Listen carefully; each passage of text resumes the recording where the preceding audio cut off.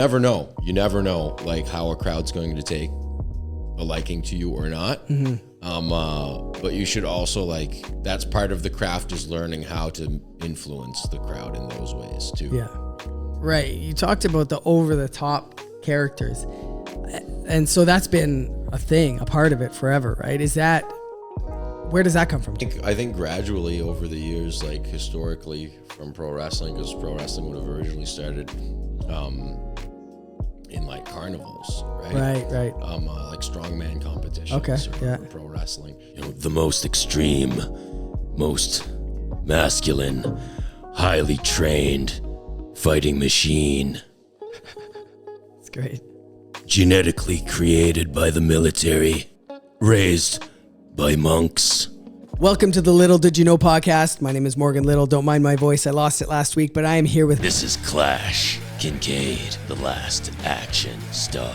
And I'm taking over the set, baby, for the Little Did You Know podcast. Yeah. Stay tuned. Remy, or is it Clash? We'll go with Remy for now. All right, We'll start with Remy. So I heard you're a wrestler. Are you a pro wrestler? Are you an amateur wrestler? Are you... Yeah, it would be independent professional wrestler. Okay, nice. Indie pro wrestler. I mean, so many questions around that. How did you start? We were talking earlier, Yep. And I didn't really realize that, obviously there's wrestling training, but I didn't realize there's like actual schools that go into, performative wrestling. So tell us how you got into that, how that journey went. Sure. Okay, so yeah, big fan of wrestling as a kid. And then 6 years ago, I discovered that, you can learn how to wrestle by going to these independent schools, training centers, much like we're saying, like MMA or boxing, kickboxing, right? There's clubs. Was that right? like a life-changing, like, whoa, kind wait? of, yeah. When I saw it, when I first heard about the first school, which was Super Kicked in Toronto, yeah, and it was through like Instagram posts, and I think I probably also saw like show posters. Actually, yeah, when I noticed a lot of wrestling show posters popping up around that time. And I was like, okay, like clearly there's independent wrestling going on. Like, how do you get into it? Yeah. And I asked around, and eventually it was like, okay, you got to get into a school. So that's what I did. I found the first thing that I could, first thing that came up on Google. Yeah. And I went and I started to train with them. And that's how I got in the ring. Yeah. Well, it's funny because like you're from the East Coast, right? You're from a small town. Yeah, from Nova Scotia. Yeah. I grew up in Sudbury, and like when I grew up, I was like, I want to be a rapper when I grow up. And I was like, it was so like far from, now everyone's a rapper. But like when I was a kid in Sudbury, it was such a foreign, far off idea. And I like followed it and wanted to do it, but it was still one of those things when I realized I actually could, it was like, whoa, like you could really do this. I feel like that's probably... Yeah, like when you find the local scene. Yeah. When you find the local scene, you're like, okay, so local rappers go perform at these pubs and stuff. So same thing with me. I was like, okay, so these local wrestlers, like they obviously, they train somewhere, they wrestle in these small venues and halls and whatever, right? So yeah, it's very similar, wrestling and music. Yeah. And so, and you have kind of experience in both those worlds, which we'll get into, but like what's the scene like? It feels like it's exploded over the last little while. You mentioned Super Kick, like I know about that. I mentioned my friend Justin who was involved in it, and it just seems like there's been this like, I don't know if it's a resurgence or just a surgence of it recently. Yeah, I mean it's slowly built up and gotten more popular over the years. Speaking from my own experience, I can say as far back as when I first started to train to now, there's definitely more promotions. And even in the big leagues, like when I started, it was just WWE. Right. But now there's AEW, and now Impact is back to their TNA branding, and they've gained popularity. So, yeah, it's gotten a lot bigger, and that boom in the major leagues of wrestling definitely is felt on the independent scene too. because every weekend, any given town, pretty much there's a wrestling show going on. Nice. Yeah. Right? Okay, Like, cool. that's the way it seems. And so what do you think it is that draws people to it? Because it's been a thing. It's been a big thing forever. Like when I was a kid, Hollywood was talking about that. Like, you know, it's so nostalgic for so many people in our age range that like it was huge then. It's huge now. What do you think draws people to the sport in general? Well, I mean, it's good for the kids, right? So a lot of the times, like at the local shows that I do, a lot of the crowd is parents bringing their kids, right? So their kids are really into it, and they don't even know why they like it. They just like it because there's noises and entertainment, and it's colorful, and the characters are over the top. And then I think for the parents, it's the nostalgic kind of aspect of it. Like, you know, a lot of these guys, a lot of these moms and dads remember, you know, when they were younger, and so and then, but also I have to mention too that like the big boom in the major leagues too is definitely like that's having a trickle down effect, right? So everyone who's on like, you know, social media and everything like that, like they're all seeing like wrestlers gain more popularity, and now you got guys like, you know, Logan Paul in WWE, so it's like now it's bridging that gap where like all of his fans are now gonna have their eyes on wrestling and vice versa. So, and you know, WWE, like they that's like their focus is to just push and expand wrestling more and more and just keep it growing and growing, right? So it's right from all the way up to the major leagues to like on a local level. Yeah, it's almost like the NFL in the sense that it's like it owns this like community and this like world. You know, it's created such a its own little world, right? But yeah, like to answer the question, I guess more directly, like why people keep going, like I guess it's just to have fun, and like, you know, it's entertaining, you know, like when you see just people just, you know, throwing themselves through tables and off ladders and doing these things, it's hard not to look, you know what I mean? And I think for a lot of people too, like they, you know, they live vicariously through whoever they're wrestling, you know. And I can remember like growing up in the Attitude Era, like my dad and all my dad's friends like loved Steve Austin, right? Because he was just a beer drinking, you know, all American, SOB, right? So that's all it took was just they could connect with that character, and it was just like, oh yeah, like Austin, like he's my guy, kind of thing, right? So that's one of the reasons why people keep coming back to wrestling, I think. Right. You talked about the over the top characters, and so that's been a thing, a part of it forever, right? Where does that come from? Do you know? Like, what is that just been from forever? It's been that, or is that like, did someone start that? I think gradually over the years, like historically from pro wrestling, because pro wrestling would have originally started in like carnivals, right? Right. Like strongman competitions or pro wrestling. That's how it started, and then eventually you would have these strongmen start kind of adding more flair and more character to their to themselves, right? Like they say, Gorgeous George or whatever, they always bring up him as one of the first guys to kind of like bring out more of a character, and theatricality and that over the topness, right? So then, you know, when you had guys like him influencing, you know, Flair and Shawn Michaels, the pretty boy thing, and the rich guy thing, like it just kind of like had a snowball effect and got bigger and bigger. Yeah. Everyone wants to be bigger than the next, right? Yeah, true. Well, you talked about, you know, just kind of jumping back, going to the school, and how, you know, like that training is different than just wrestling, learning how to wrestle. Like if you went high school wrestling, it's not like you can just all of a sudden be in one of these leagues, right? Yeah, absolutely. Yeah, you could learn the technical aspect of wrestling in like college wrestling or whatever, but they're only going to train you like that technical aspect and how to compete or whatever, which is important. But it's going to be missing the whole theatrical part of it, right? The playing a character. So that's so important, right? It's if somebody has not an athletic background, but they have like a background in theater, right, that's going to probably give them like just as much, if not more of a head start than guys with an athletic background. Right.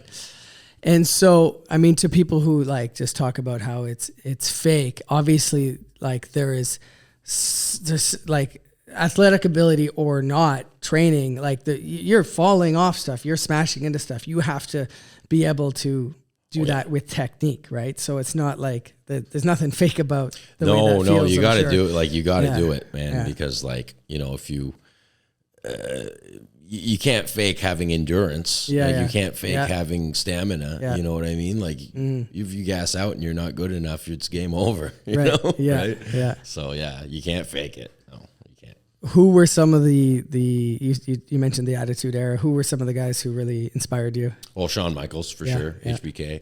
Yeah. And Steve Austin. Yeah. For sure. Kurt Angle. And you know, Kurt Angle is a good example of one of these Olympic guys, right? Okay. But he was like so good as a character, right? He could be,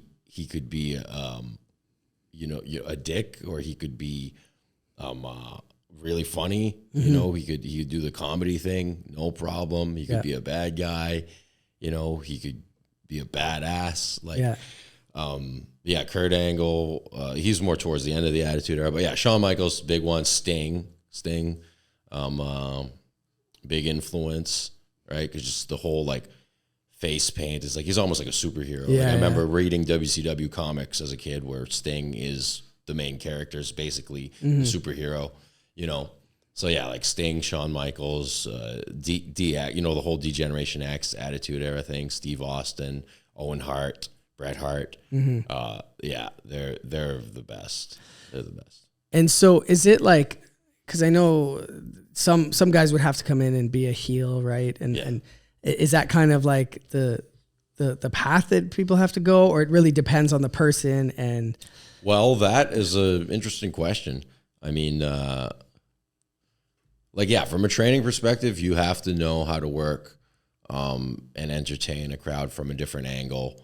You know, because you never know if a promoter is going to hire you for what position, you know what I mean? Like it's going to depend on the promoter and the fans and what they want, you know? Like, so like, for example, if a match is booked and like the crowd's just booing the hell out of some guy, there's no way that they can like try to push that guy as like, you good guy, you know, organically, things are going to go a certain way. So promoters know this, and they're going to try to make their show as best as possible, right? They're going to try to maximize its, how entertaining it is, right? So they'll be like, okay, look, this guy comes in, they'll be like, we need you to do this certain role because like this is what's best for business, kind of thing, right? So you got to know how to do both. And so you may not know going into it, like how you come off to people, right? Like if you might think I'm going to be like this guy, or I'm going to be the. Well, for sure. There's you never know like how a crowd's going to take a liking to you or not. But you should also like, that's part of the craft, is learning how to influence the crowd in those ways too. Yeah. Right.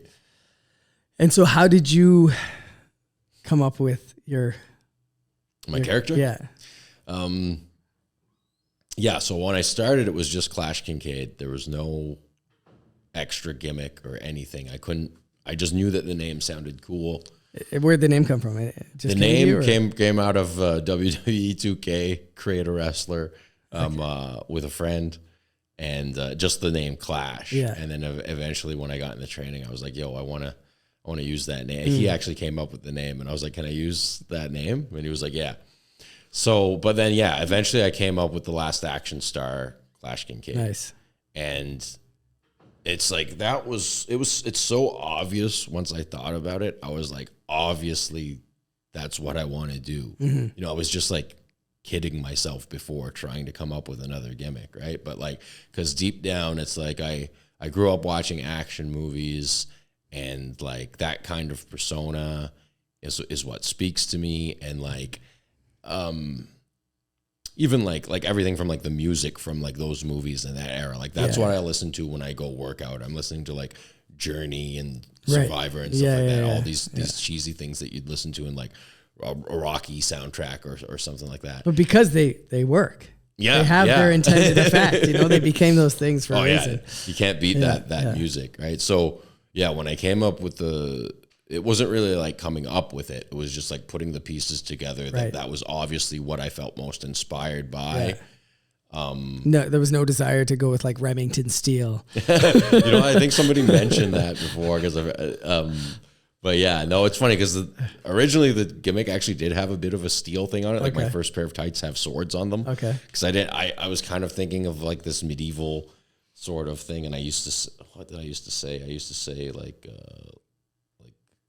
live by the sword, die by the sword, or whatever, right? Nice. But that never really it didn't take off and it didn't work. But as soon as I thought of the action star thing and I started to portray those kinds of like mannerisms, people caught on to it. And then once I made the look match that attitude, then as soon as I'd come out of the curtain, people would be like, yo, that's that Rambo guy or that's that action guy. And there'd be no question about it. And that's why I know it works, right? Mm-hmm. But yeah, like the reason how I came up with it is it's because deep down inside, that's who I wish that I really was. Right. Yeah. No, that's cool. And again, like the nostalgia thing for so many kids growing up watching these movies and stuff, like, this gives an escape and like a way for you to actually become that person that most people just have buried deep down inside and only do in their bedrooms. Yeah, right. Exactly. So, so I'm cool. Extremely lucky that I figured out a way that I can do this because it's definitely crucial to how happy I am. Right. It is. Yeah. Very cool. And so tell us about your character. What's he like? What's his, and we'll bring him out. Yeah. After too. Clash Kincade, the last action star. Nice. Struck by lightning, bitten by a cobra, always ready for action. I was going to ask what your tagline was. So. Well, it's the last action star, right? Yeah. But usually, it's it's completely inspired by like Schwarzenegger, Stallone, Van Damme. There's a few years ago, I watched this parody called Kung Fury, right? And it's a parody of action movies, and it's probably only 30 minutes long, but it's on YouTube. And this character, he wears the red headband and sunglasses, and he's just like completely over the top, and it's a total tribute to the 80s and 90s action movies, right? So I kind of took his look, and then there's Stallone, Cobra or whatever. Cobra uses the matchstick, right? So I always have the matchstick. Nice. Right? Yeah. Right. It's not just a toothpick, it's a matchstick. Yeah, it's a matchstick, right? So I have the matchstick and the red headband too. Here he comes. As well. Put it all. I already had the dog tags on. Yes, nice. Right.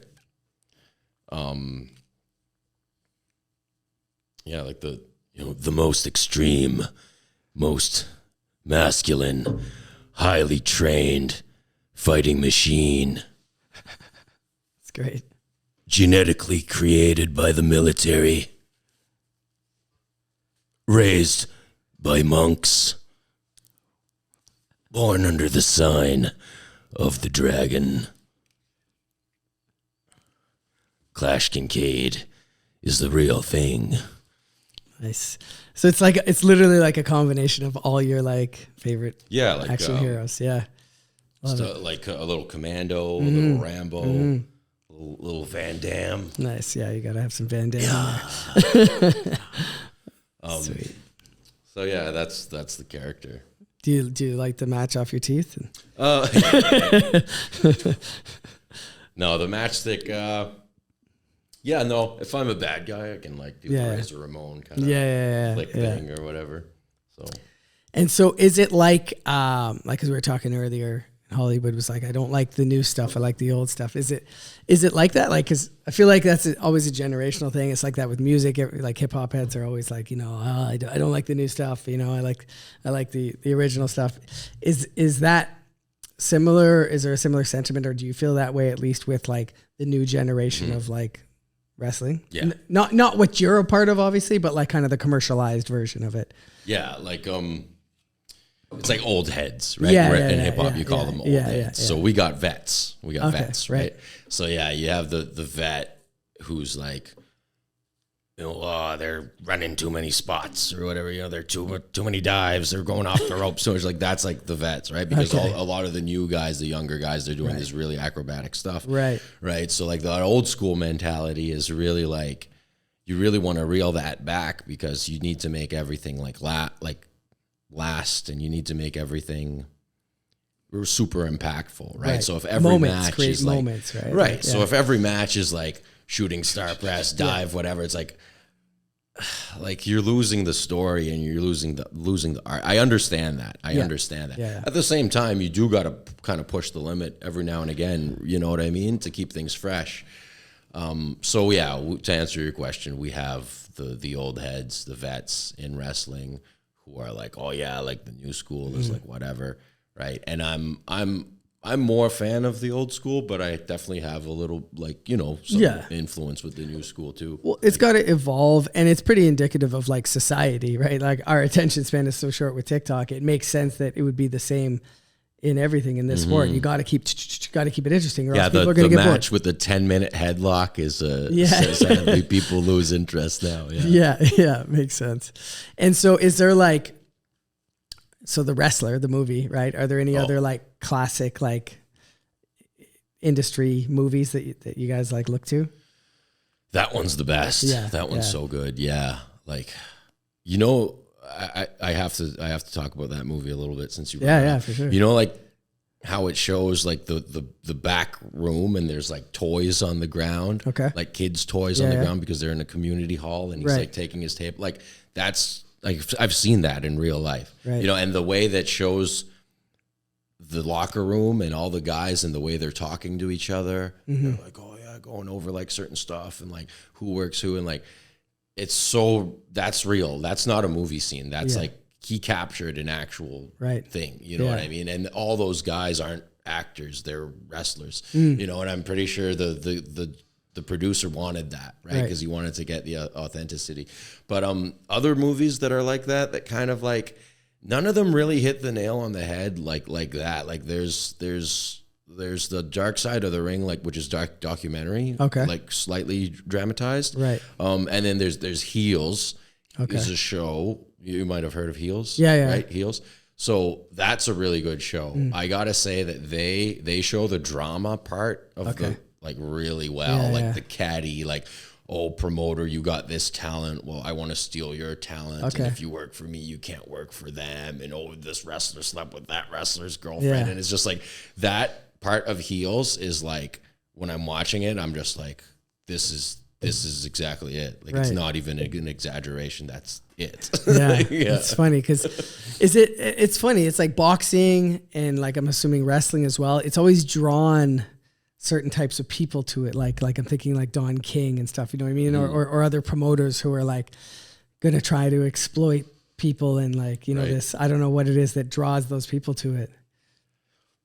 I guess the music industry is similar, you know. So. Yeah. Well, you know, I don't know. I haven't researched this a lot, but like people have told me that the Yakuza used to have a lot to do with like New Japan wrestling too, right? So I don't know. Maybe that's why it's like when you have these type of like kind of big business kind of people or whatever that might attract a certain crowd where, I don't know, gambling or whatever. Like there's not a thing like that. Well, it's still an underground thing too. No matter how mainstream it comes, it starts like in back rooms and, you know, like, so it makes sense, I guess. Yeah.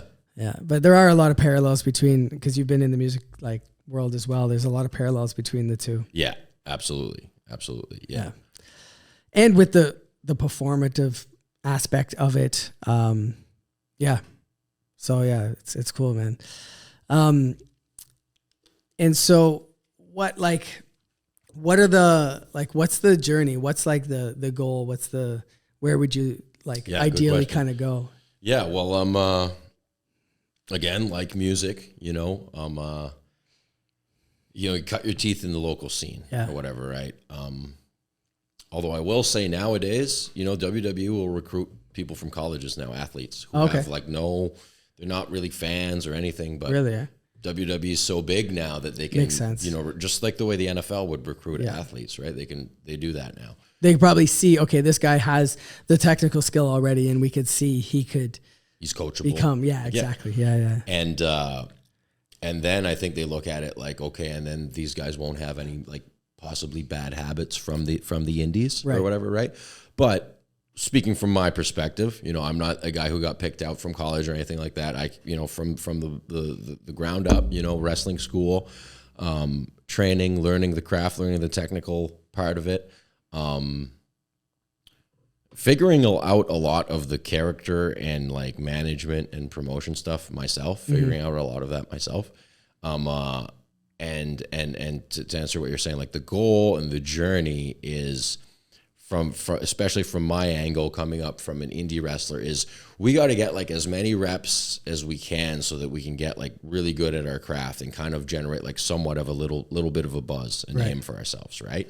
But the real goal of that is to get good enough, good enough. Yeah. So that maybe you can go to either a WWE tryout or maybe you can get picked up for like what we'd call like a dark match, let's say before Raw or before an AEW Dynamite show. So I know guys on the local level who have done dark matches or opening and that's matches. with the lights off, right?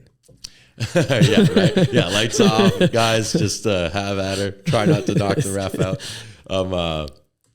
So you can, you know, it's kind of like how the local guy, hip hop or rap or rock and roll or whatever might have. Like, let's say you're in a metal band and you get you're opening for Slayer now, right? Or whatever, right? Or opening for Lamb of God, or you're opening for you know, Exhibit or something like that, or whatever, right?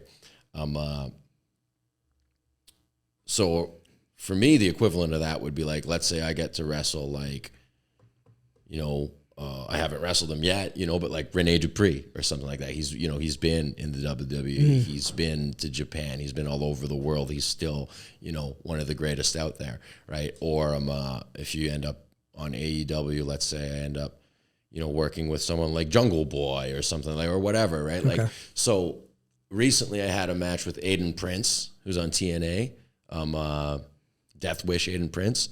It was awesome to have a match with. So he's signed to TNA.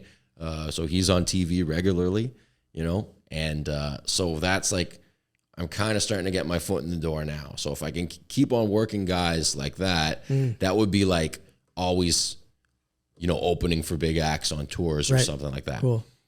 Touring is something that I want to do too as a wrestler, right? Because I want to get more views and stuff like that. And I want to get, I want to know that I can work different crowds in different towns all over the place, right? So that's kind of the goal. And then eventually if you can get like, you know, let's say you get that match or whatever, and then I can up my price range or whatever, you know, but the big place, the biggest place you can get in wrestling is WWE, right? So really it would be like get good enough to go to WWE, to get your tryout and to make them go, this guy's got something that we can put on TV and make money on. And you know? Are there levels between that? Like, is it like rungs that you'll climb to get there? Or is it like, let me just try and get really good, stand out, and I can jump right up there? I mean, you could do that. Somebody could do that. Yeah. But I feel like, yeah, more logically, you're going to go on that absolute like bottom level where you're doing like training matches and like small events for your school or for your local promotion. And then you might get up to like a slightly bigger promotion who books like better names, like guys from TNA or whatever, right?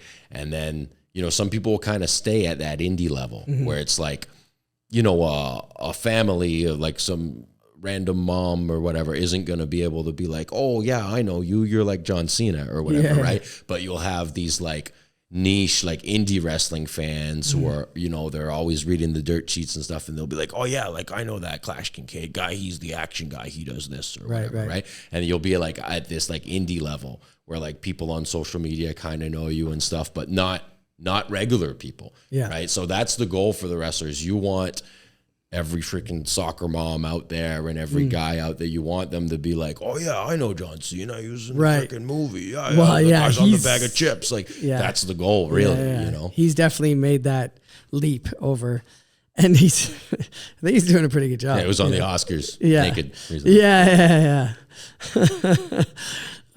He's funny though, man. And not the first to do it, right? You had Hogan. Yeah, you had fucking. The Rock. Sorry. Oh yeah, I don't know if I can curse, but you had Hogan. You know, Hollywood Hogan, right? He did the movies and stuff like that. The Rock. You know, Dwayne Johnson, even like Roman Reigns and some of those guys. Even UFC guys, you know, you see them kind of Randy Couture and those guys. You see them kind of get into the entertainment thing. So. Yeah. So you talked about like, cause you're really involved in the scene, right? In the wrestling scene. Yeah. Yeah. Like you're not just like a guy who kind of comes in, does his little match and gets out. You seem to be like pretty. Yeah, no, I'm involved. Yeah. Because, for years, like I'd have to go train elsewhere. Now we train in Oshawa. Right. Now there's a ring in Oshawa. Yeah. So it's New Beginnings Pro Training, and it's housed within Tiger's Den kickboxing and kickboxing. Not an actual Tiger's Den. No. Yeah, we wrestle with tigers. You know? Yeah. You've got to survive. If you want the eye of the tiger, you must defeat the tiger. Q eye of the tiger. Flash to training scene. But yeah, like so we train in Oshawa now, right? So yes, I'm involved because now I'm at the point where it's like, you know, and I'm not a vet or anything, you know, I got like 6 years experience, right? But I've done like, you know, like I'm getting close to like 200 matches now. Yeah. You know, I've won titles, you know, I'm still technically a undefeated tag champion for the last like 4 years for Pro Wrestling Eclipse, PWE tag champion.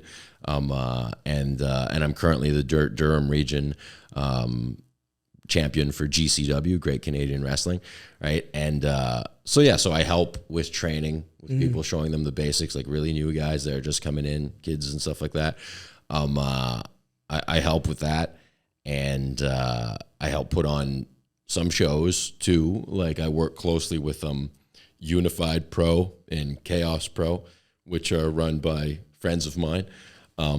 We actually do some small events where I live and work, which is the Melody Rehearsal in Oshawa, which is a place for musicians to rehearse, right? So yeah, I'm involved in like, you know, I wrestle, and then I help promote shows. I help with training.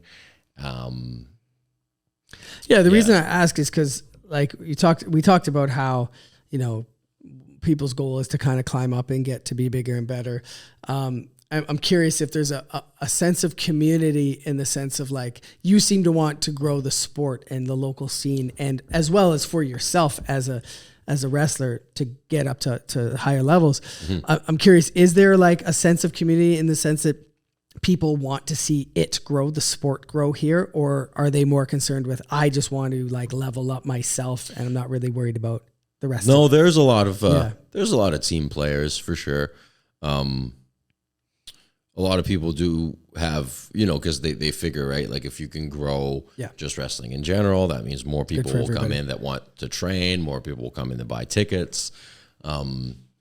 And then, you know, there's also obviously those, you know, some people who are going to be a little bit more selfish about it, who don't want to, you know, support or whatever as much, or who might just be more concerned about their own thing.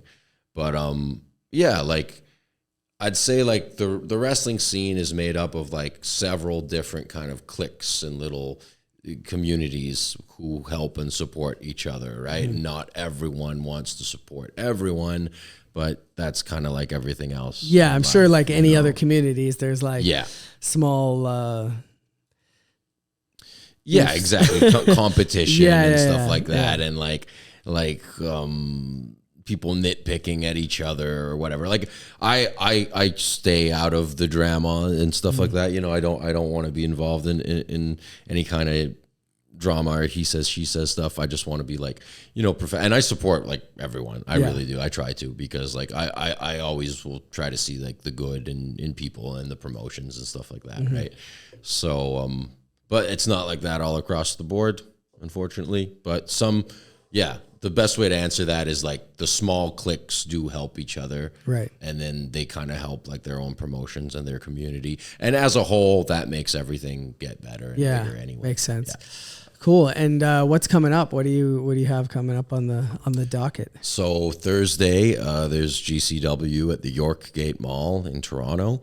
Thursday afternoon show. It's actually a free wrestling show, so people who are shopping at the York Gate Mall are going to be able to witness some crazy action. So that's Thursday. What's the date? Thursday the 14th. Okay, yeah. This won't be out before then, so people probably won't be able to see that. Yeah, right, but. exactly. And then for the rest of the weekend, there's NOW in Guelph, Ontario. So I'm going one-on-one with Pretty Ricky Wildley, who's a really big name in the local scene around here. Nice. I'm going to kick your ass, Ricky. And then there's that's like a St. Patrick's Day brawl. Then the next day there's another like two St. Patrick's Day shows the next day. One is for OEW, Ontario Elite Wrestling, which is in Bradford. And then I got a haul ass to the Rock Pile in Toronto for CWO, Championship Wrestling from Ontario. Yes, I performed at the Rock Pile a bunch of times. Yeah, right. Yeah. I've actually done music at the Rock Pile too and wrestled there. And then at the end of the month, there's going to be GCW in Peterborough. I'm going one-on-one with Andrew Love, who's a guy that I've trained with and has been like my rival throughout my entire wrestling career. So you're going down, Andrew. You won't win the title. Then April, I've got more shows. There is something coming up in Whitby in April. I don't know the exact date, but yeah. So basically, the next month, it's all just local shows in different towns. So where can people find you and find out more about the scene if they're interested? Yeah, well, definitely social media. Clash Kincade, Clash_Kincade is my handle for Instagram and TikTok and Twitter X. It's funny that it's like just become Twitter X, not Twitter just X. Yeah. It's become Twitter X. Degeneration. And YouTube too. If you YouTube Clash Kincade, you'll find my matches, some with GCW and some with various promotions. And it sounds like you help school people on getting into it. So if anyone's interested in actually New getting Beginnings in the Pro scene, Training. If people look up New Beginnings Pro Training, or if people are in the Hamilton area, then I would suggest Hamilton Pro Wrestling. If you're in the Toronto area, I would recommend Super Kicked. Cool. And does Clash Kincade have a message for everyone? Clash Kincade's message.